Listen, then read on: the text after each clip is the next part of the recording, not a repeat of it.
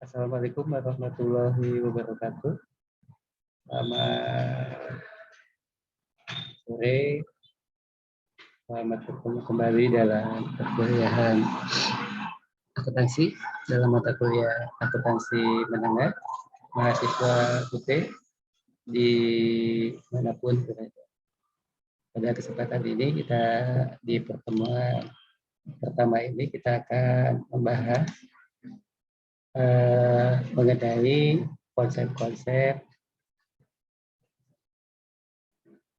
akuntansi yang di dalamnya meliputi yang pertama adalah posisi kas, yang kedua adalah rekonsiliasi bank, yang ketiga adalah laporan arus kas, dan yang kelima nanti kita akan bahas setelah laporan arus kas kita akan membahas lebih dalam lagi mengenai dalam dunia perbankan dalam rekonsiliasi bank ya. Di mana kadang permasalahannya itu antara rekening koran ya sama rekening saldo itu kadang jumlahnya itu beda. Kenapa itu bisa beda? Kita akan bahas. Nah, targetnya itu dalam perkuliahan ini kita akan mempelajari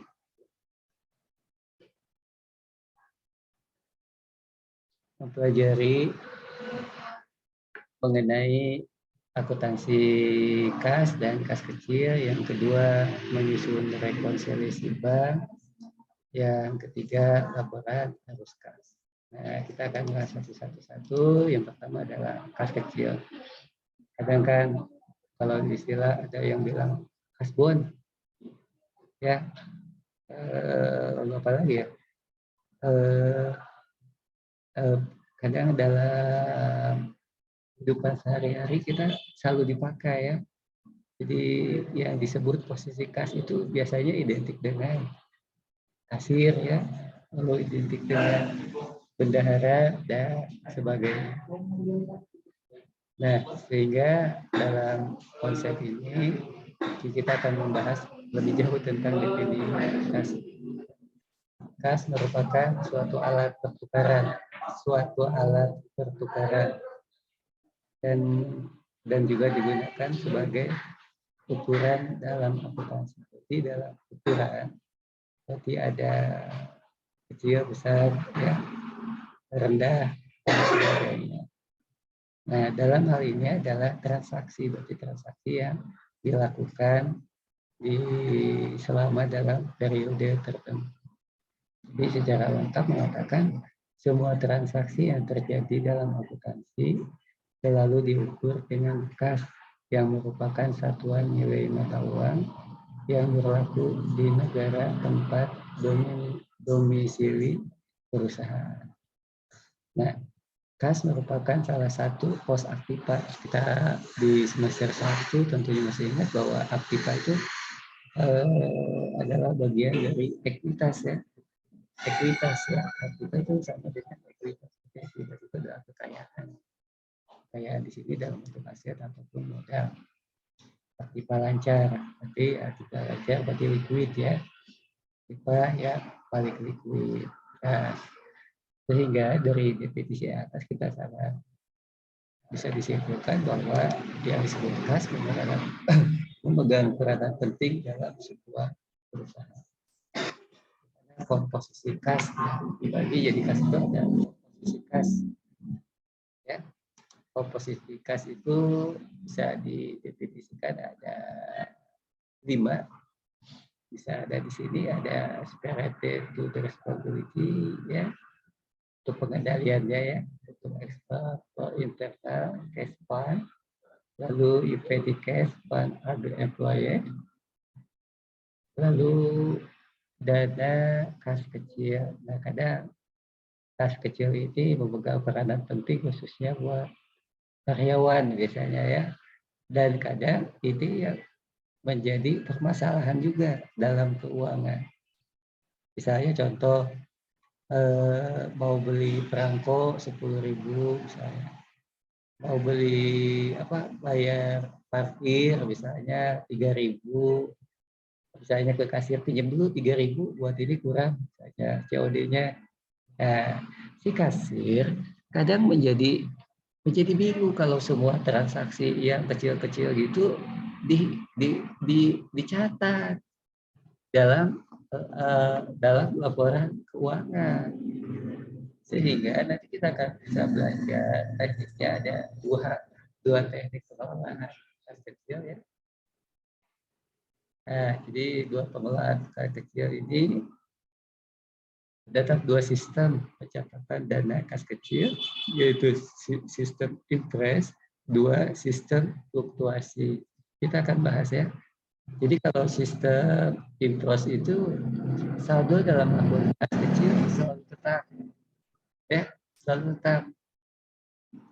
Yang kedua, setiap terjadi transaksi tidak langsung dicatat, tapi hanya di kolektor aja bukti-bukti pengeluarannya. Misalnya bukti beli perangko, misalnya bukti kwitansi beli fotokopi tidak dicatat, tapi hanya dikolek untuk bukti-buktinya aja. Saldo akun kecil baru berubah apabila ada penambahan dana kas kecil. Berarti apabila ada penambahan uang masuk ya ke kas kecil, berarti baru berubah. Nah, juga bisa kembali juga bisa terjadi penambahan atau pengurangan.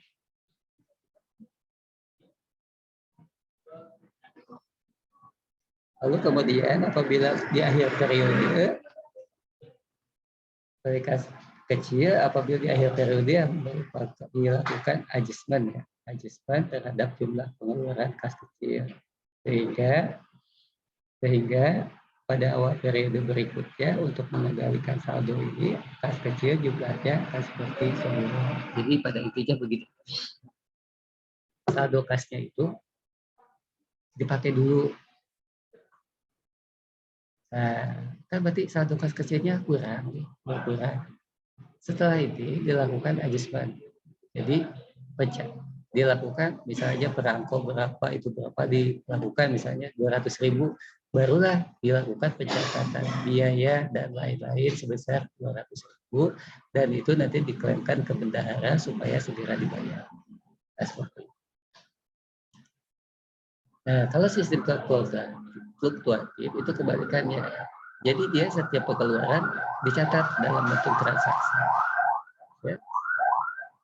Dan jumlahnya akan selalu tetap. Nah, Mas, tidak tetap kalau dia interest itu akan tetap, kalau ini tidak tetap. Nah, jadi setiap terjadi pengeluaran kas kecil langsung dicatat mengurangi kas kecil. Jika pengisian kembali dana kas kecil tidak perlu didasarkan atas bukti pengeluaran, tetapi didasarkan atas pertimbangan dari bendahara. Nah, ini tidak perlu lagi di adjustment, langsung aja dikeluarkan otonom dikasih, karena jumlahnya kan tidak tetap. Kalau tadi kan harus tetap, kalau ini tidak tetap. Nah, ini misalnya contoh. Ya, ini misalnya transaksi dalam 1 bulan. Ya kan kecil-kecil ini ya. Kalau untuk yang sistemnya impresif pasti hanya dikumpulkan bukti-buktinya. Setelah selesai di akhir periode lalu di adjustment berapa transaksinya. Kemudian untuk yang fluktuatif, kalau fluktuatif salah karena tidak harus tanpa pertimbangan lagi bendahara dan saldonya itu selalu berfluktuatif atau tidak tetap, sehingga dia bisa langsung mencatat transaksi. Nah, ini bisa tadi dijelaskan ada di buku modul ya. Lalu ini juga untuk transaksinya, untuk rekonsiliasi bank itu biasanya mudah tapi kadang menjadi masalah ya, karena kadang rekening koran sama buku cetak tabungan itu kadang memiliki saldo yang berbeda. Banyak yang mempengaruhinya ya, bisa pada saat uang itu misalnya ada tagihan yang akan baru masuk itu masih di perjalanan, ini sudah dicetak. Jadi hal yang beda. Setoran juga biaya jasa bank, misalnya tiba-tiba ada biaya administrasi pada saat jatuh tempo sehingga saldo kita berkurang. Jasa giro, cek kosong, hasil tagihan yang tidak dilaporkan, kesalahan-kesalahan yang human error ya. Lalu bentuk-bentuk rekonsiliasi bank, rekonsiliasi saldo akhir yang dibuat dalam dua bentuk.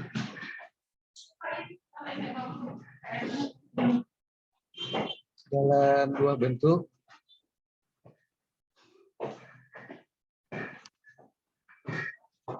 menunjukkan saldo yang benar, laporan rekonsiliasi saldo bank kepada saldo kas. Yang ketiga, rekonsiliasi saldo awal, penerimaan, pengeluaran, dan saldo akhir, dan sebagainya. Yang selanjutnya, rekonsiliasi saldo awal, penerimaan, pengeluaran, dan saldo akhir, itu hanya teknik dan pencatatan aja ya, di rekonsiliasinya. Nanti di modul yang itu sudah lebih lengkap. Ini hanya sebagai gambaran saja buat nanti dapat gambaran yang lebih jelas.